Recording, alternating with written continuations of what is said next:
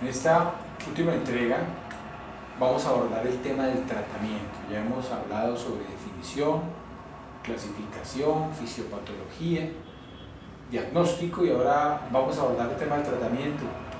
No hay duda que comenzamos diciendo lo que decíamos en la primera presentación sobre la importancia de la sepsis en este paper del doctor Derek Angus que ya habíamos comentado, y nuevamente el impacto que tiene la sepsis en países como Colombia, en esta publicación del Critical Care Medicine, que como ya lo habíamos comentado, la sepsis severa, o lo que antiguamente se llamaba sepsis severa, que vimos en la nueva clasificación, no está contemplado este término, tiene una mortalidad por encima del 20-25% y la shock séptico una mortalidad alrededor del 50%.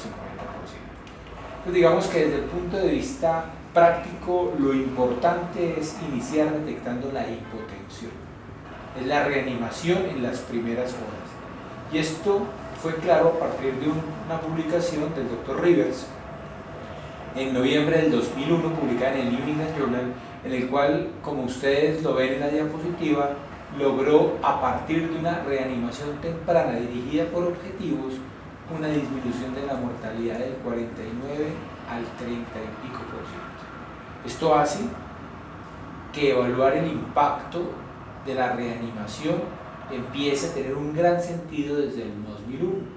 Posterior a los trabajos del Dr. Rivers han venido muchos trabajos, pero quiero resaltar 3 ensayos clínicos controlados por su diseño, por su publicación y otras por lo reciente de su evidencia. 14 años después tenemos 3 ensayos clínicos publicados en los últimos 2 años. El primero es el PROCESS. ¿Qué pretendieron evaluar esos ensayos clínicos? La terapia usual con la terapia dirigida por objetivos propuesta por el Dr. Rivers.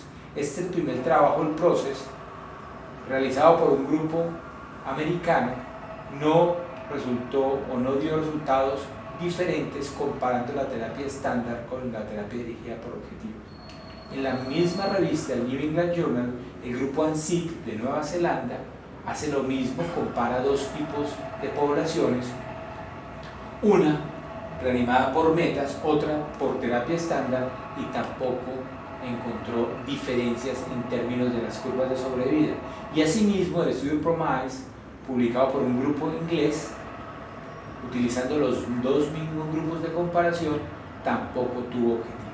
La gran conclusión, después de analizar en conjunto estos 3 ensayos clínicos controlados, junto con el previamente publicado por el Dr. Rivers en el 2001, es que definitivamente la mortalidad ha disminuido y cada vez la terapia usual está más cercana de la terapia dirigida por objetivos que propuso el Dr. Rivers, razón por la cual probablemente estas intervenciones no fueron en términos positivos de mostrar diferencias, pero la mortalidad promedio estaba entre el 18 y el 20%, mientras la mortalidad del grupo control del Dr. Rivers estuvo alrededor del 40-45%. Volvemos a evaluar estas medidas con perfusión tisular. Yo me enfrento a un paciente, inicio la terapia dirigida por objetivos y tengo que titular la intervención. Y cuando hablábamos en la presentación pasada que el lactato sirve para estratificar el riesgo, también, como lo muestra la publicación de 3A que aparece en la diapositiva, y vemos aquí cómo predice, hemos dicho, la mortalidad al día 3 y al día 28, esta medición de lactato inicial, además de estratificar el riesgo de mortalidad al día 3 y el día 28, me sirve para monitorizar la intervención terapéutica. Y es así como el lactato en este ensayo clínico publicado por Janssen en el 2010 muestra cómo la reducción del lactato en el 20% en las primeras 8 horas, observen ustedes el grupo control, el grupo intervenido basado en el lactato, y en el análisis multivariado posterior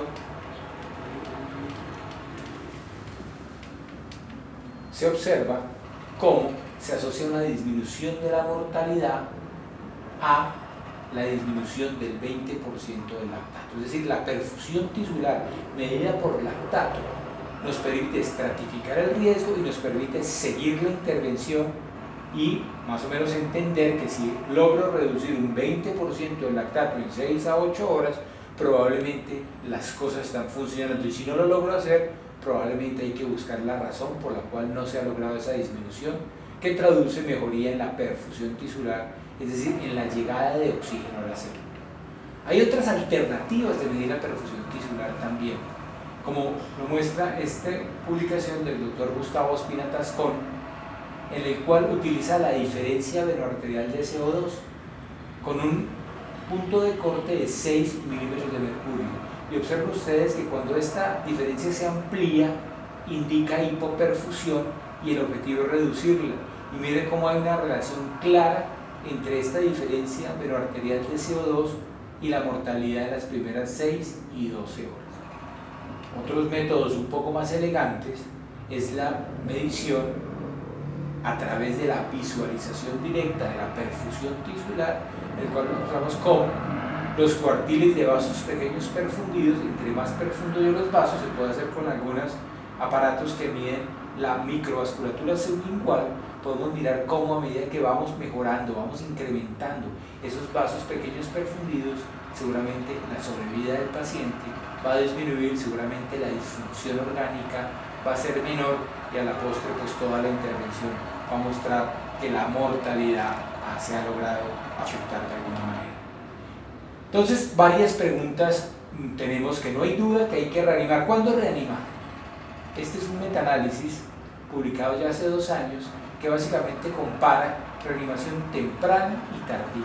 Muchos estudios bien diseñados, algunos de ellos publicados por el Dr. Hayes y Gattinoni en el 94 y 95 respectivamente en el New England Journal, fueron negativos en términos de demostrar la reducción de la mortalidad. Los nuevos artículos que ya hemos comentado han impactado la mortalidad, probablemente en lo que se hace, pero sobre todo cuándo se hace. Y en este metaanálisis la conclusión es clara: la reanimación temprana, es decir, las primeras 6 horas, realmente impacta la mortalidad. Hacer lo mismo después probablemente ya no sea igual. Vemos como una saturación venosa mixta alta después de algunas horas ya lo que indica es la incapacidad de la célula de obtener y utilizar el oxígeno. Entonces yo intervengo una saturación venosa para aumentarla, pero una saturación venosa mixta muy alta después del primer día o segundo día, lo que indica es una hipoxia citopática, una alteración mitocondrial y la incapacidad de esta mitocondria de capturar, obtener y procesar el oxígeno. ¿Dónde reanimar? Esta es una publicación interesantísima, una análisis de decisión que compara servicio de emergencias, cuidado intensivo y un grupo móvil de cuidado intensivo. La conclusión en el estudio de costo-efectividad, como aparece en la diapositiva en el cuadrante superior derecho, definitivamente es urgencias el grupo que tiene que estar entrenado para detectar e iniciar el tratamiento. ¿Por qué? Por el argumento pasado, porque es el tiempo una variable fundamental en la disminución de la mortalidad en el inicio de la terapia dirigida por objetivo. ¿Con qué reanimar? No hay duda que la clave son los líquidos. Vemos aquí este trabajo en el cual vemos la administración de líquidos entre las 0 y las 3 horas y las 3 y las 6 horas. Y no hay duda que en el análisis, en la regresión logística y en el análisis multivariado, la proporción de fluidos infundidos en las primeras 3 horas tuvo una asociación directa con la disminución de la mortalidad o el aumento de la sobrevida. Un OR menor de 1 con un intervalo de confianza que no toca la unidad con una P estadísticamente significativa. ¿Qué infundido? Parece que la discusión de coloides o cristaloides favorece a los cristaloides, y dentro de los cristaloides, aquellos que no tienen altas concentraciones de cloro. Está el Plasma-Lyte y el lactato de Ringer. Últimas publicaciones han asociado la hipercloremia con algunos desenlaces negativos, especialmente en relación con la disfunción renal.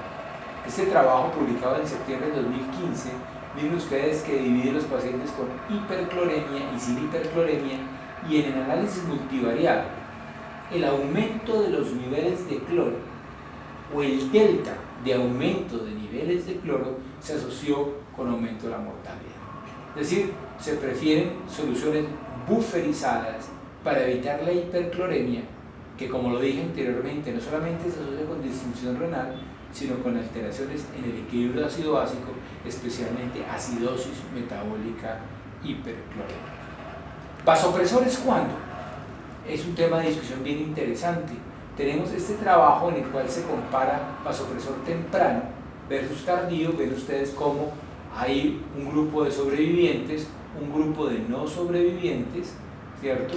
Y vemos cómo en el grupo de los sobrevivientes hay una tendencia a la administración de los vasopresores en un plazo más temprano, siempre y cuando el paciente esté euvolémico. Administrar vasopresores en un paciente hipovolémico probablemente tiene una incidencia en aumento de la mortalidad. Y vemos cómo en este histograma de barras, cómo a partir de las 6 horas ya empieza un aumento de la mortalidad importante. Entonces el objetivo en tiempo son 6 horas. En sitio probablemente la unidad de cuidado intensivo. Fluidos cristaloides, preferiblemente buferizados, es decir, sin aumento de los niveles de cloro, e inicio de los vasopresores idealmente en las primeras 6 horas cuando tenemos certeza que nuestro paciente no está hipovolémico. ¿Cuál es el vasopresor ideal? Se ha evaluado mucho. Tal vez este trabajo de Critical Care del 2012 compara, y en términos prácticos, comparando la dopamina con la norepinefrina, parece que la norepinefrina tiene algunas tendencias, algunas ventajas, sobre todo en la disminución de arritmias en pacientes comparado con el uso de dopamina. Y la vasopresina, después del estudio VAS que ustedes observan en la diapositiva, parece tener una utilidad importante como segundo vasopresor cuando los niveles de norepinefrina superan 5 microgramos minuto.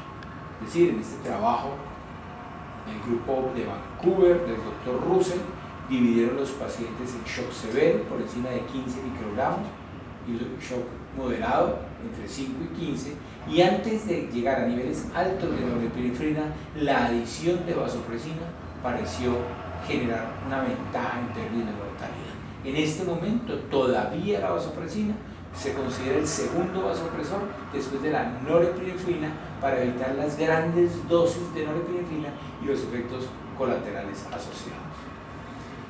Los límites de presión arterial son interesantes. Los límites de 65, esta publicación trató de comparar límites mayores de presión arterial, es decir, que haya un subgrupo de pacientes en que se beneficien no solamente de 65, sino de 75, o inclusive más altos niveles de presión arterial media, y no mostró diferencias. Parece ser que el grupo previamente hipertenso puede tener algunas ventajas el aumento de la presión arterial media por encima de 65. Tengo un paciente reanimado, con líquidos, con fluidos, con vasopresores, con una presión media adecuada, y mi saturación venosa sigue persistentemente baja.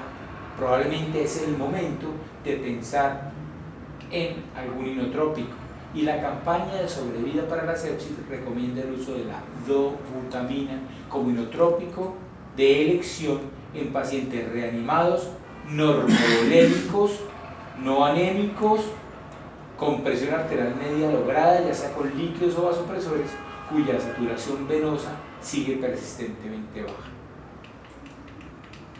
Es interesante entender que todavía en los inotrópicos estamos aprendiendo. A pesar de los efectos macro hemodinámicos de la dobutamina, a nivel, miren ustedes cómo el índice cardíaco en la mayor parte de los pacientes mejora con el uso de la dobutamina.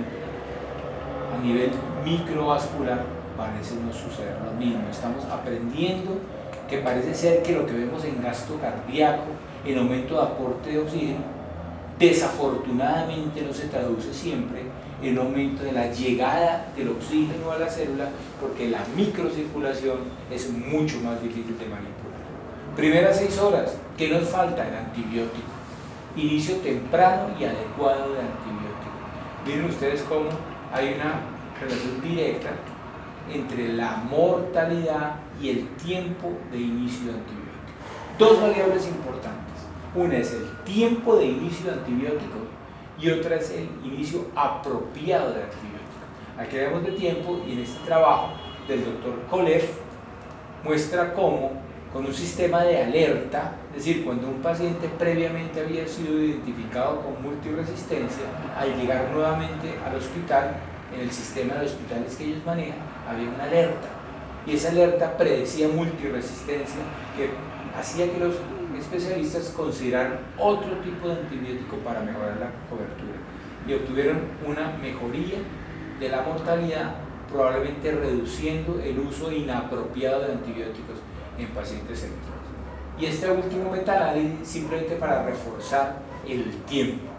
Aquí tenemos un análisis de 11 estudios, en los cuales la conclusión es que por debajo de 3 horas, como lo muestra el análisis de estos trabajos, o una disminución de 1 hora en el paciente con shock, probablemente sea el tiempo ideal de inicio de antibióticos.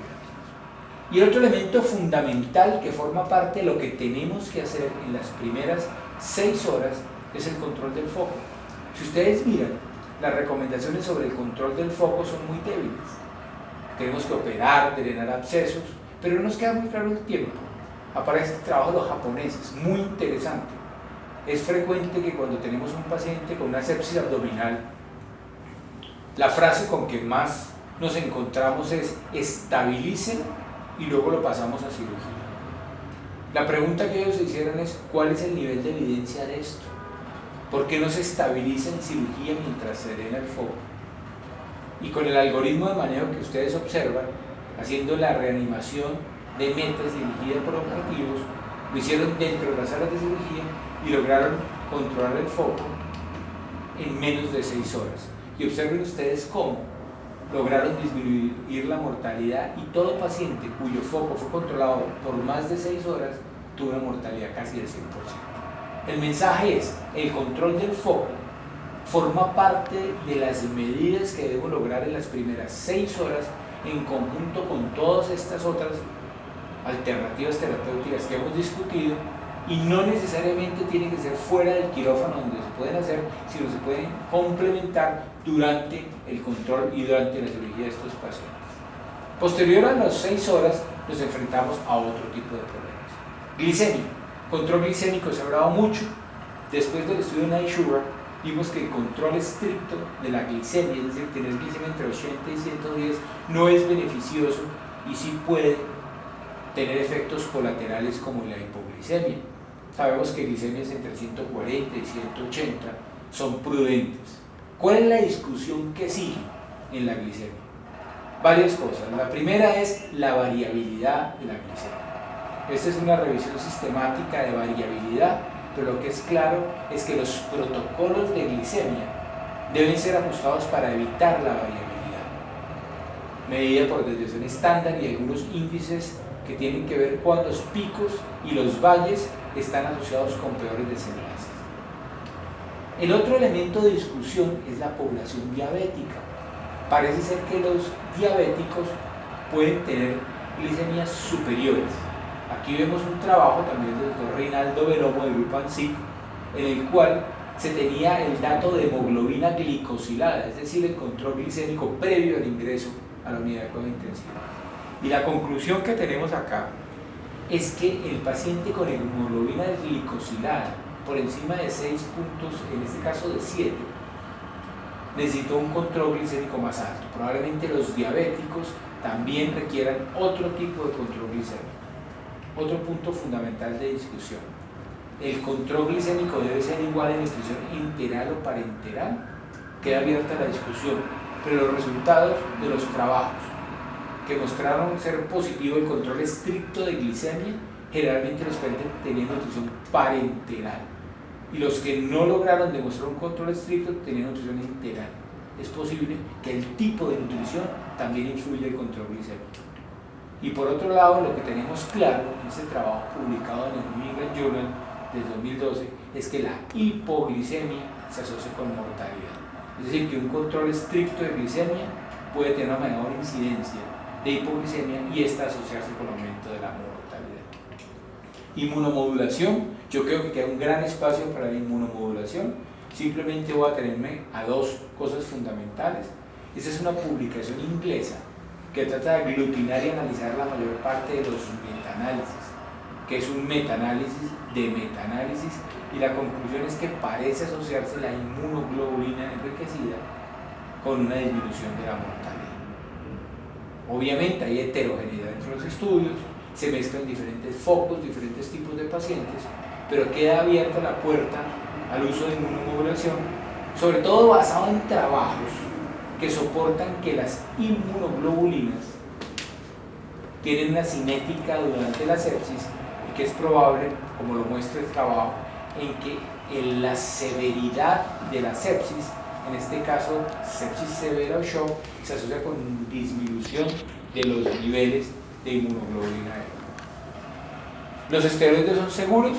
Probablemente cada vez hay más dudas sobre el uso de los esteroides. ¿En qué paciente utilizar los esteroides? Probablemente los esteroides tienen como evidencia la disminución del tiempo de shock, y la tendencia actual es utilizar bajas dosis por tiempo prolongado y no altas dosis.